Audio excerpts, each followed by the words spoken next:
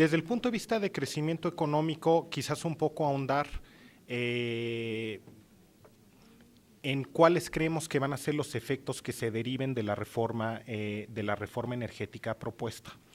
En primer lugar, el que el Estado tenga mayores mecanismos y una mayor flexibilidad de mecanismos para impulsar el desarrollo del sector debe de permitirnos el que haya una mayor inversión y una mayor creación de valor y producción en el mismo sector energético. En segundo lugar, hay un efecto indirecto que puede ser incluso más importante que este efecto de actividad en el sector energético per se, que tiene que ver con la competitividad de la economía en su conjunto. Y donde, por ejemplo, pues claramente el sector de manufacturas en México es un sector de gran éxito, es un sector de generación muy intensa de trabajo, pero es un sector que en un entorno de globalización compite con las manufacturas que se hacen en todo el resto del mundo y donde el costo de la energía y en particular de la electricidad, ese no es el caso tanto con los combustibles, pero sí en el caso de electricidad, que es un insumo fundamental para las actividades manufactureras. Si hacemos un comparativo, por ejemplo, las tarifas eléctricas son 25% superiores en promedio en México que en los Estados Unidos. Y eso claramente implica un debilitamiento desde el punto de vista de la competitividad de la planta manufacturera nacional. Cuando se dio el tema del momento de México, tan publicitado y con tanta propaganda, ustedes dijeron que el país iba a crecer al 4% en el 2013. Y vuelven a aplicar la misma receta en el 2014 hablando del 3.9. No obstante que calificadoras, que instituciones financieras internacionales fueron más cautos en su pronóstico. Ante la realidad, ahora han ajustado nuevamente al 2.7%, es decir, cada uno de los 5 trimestres de este gobierno han ajustado el pronóstico de la economía. O sea, ¿por qué tendríamos que creer ahora en sus pronósticos?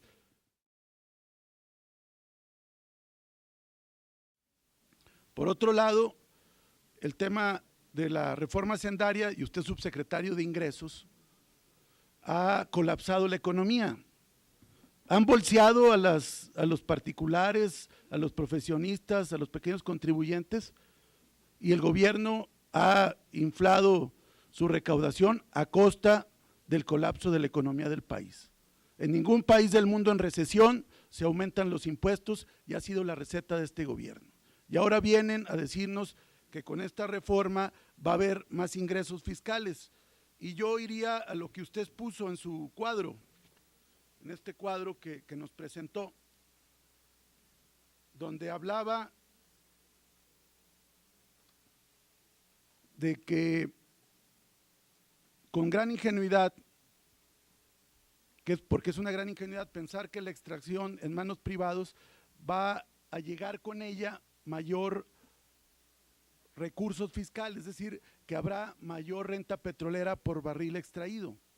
Esto querría decir que las empresas privadas van a entregar todas sus ganancias al fisco sin preocuparse por su rentabilidad. Usted hablaba que actualmente llegan 80 dólares por barril, 80% de cada peso que arroja esta actividad, y dice que con la reforma va a llegar ahora el 90%. Es decir, ahora los particulares van a entregar más recursos fiscales al gobierno federal. O sea, ¿cómo soportan estos estribillos que ustedes manejan?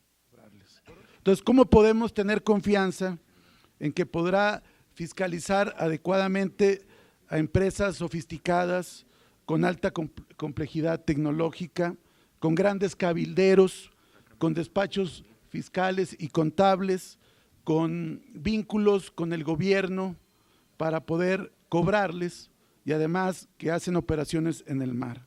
¿Cómo asegurarnos de que esta situación de incapacidad recaudatoria selectiva que ha mostrado la Secretaría de Hacienda no ocasionará una gran pérdida de la renta petrolera? ¿Tiene la Secretaría de Hacienda la infraestructura humana y técnica para cumplir? Ruego la atención, señor subsecretario.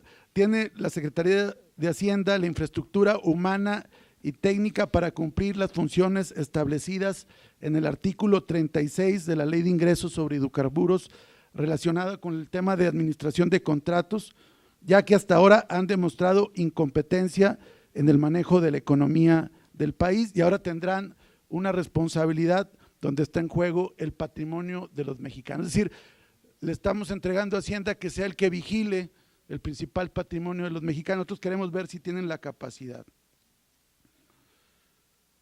¿Por qué no se incluyen porcentajes mínimos de los ingresos que deberían llegar al fisco por tipo de yacimiento comparables con lo que recibe Pemex? ¿O son más fuertes los compromisos con las empresas privadas que con la nación? Es decir, en respuesta a diversas preguntas que se hicieron sobre la capacidad del gobierno federal de poder manejar y operar bajo el nuevo esquema, yo creo que claramente sí tiene que haber un fortalecimiento de las capacidades regulatorias, de auditoría y de supervisión del Estado mexicano. Justamente de ahí, en una primera instancia, es que ya desde la reforma constitucional se propone un fortalecimiento significativo de los órganos reguladores, ya de la Comisión Nacional de Hidrocarburos y la Comisión Regulatoria de Energía, y yo coincido en que también debe de haber un fortalecimiento tanto de la Secretaría de Hacienda como del SAT. De hecho, lo que se tiene